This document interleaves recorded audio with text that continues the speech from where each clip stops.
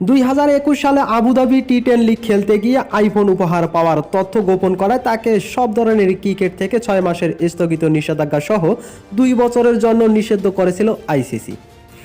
2024 সালের জানুয়ারিতে পাওয়া সে নিষেধাজ্ঞা শেষ হবে আগামী মাসে।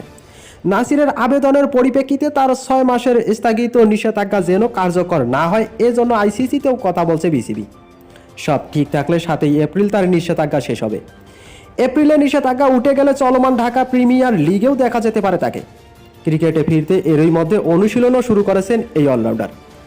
প্রিমিয়ার লিগে নিজেদের ঠিকানা খুঁজে পাওয়ার প্রাথমিক আলাপও শুরু হয়েছে।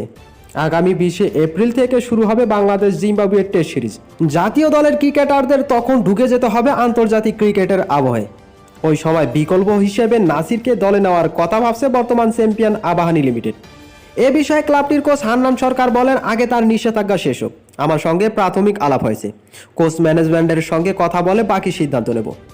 বাংলাদেশের হয়ে 19টি টেস্ট, 65টি ওয়ানডে ও 31টি টি20 খেলা নাসির সর্বশেষ জাতীয় দলের হয়ে খেলেছেন 2018 সালের জানুয়ারিতে। 2023 সালের বিপিএলে ঢাকা ডমিনার্সের হয়ে 12 ম্যাচ খেলে 45.75 গড়ে 366 রান করার পাশাপাশি বল হাতে 14.6 গড়ে নিয়েছেন 16 উইকেট। তো শেষ পর্যন্ত আবাহনী লিমিটেড দিয়েই কি ক্রিকেটে ফিরবেন নাসির, সেটা অবশ্য দেখার অপেক্ষা।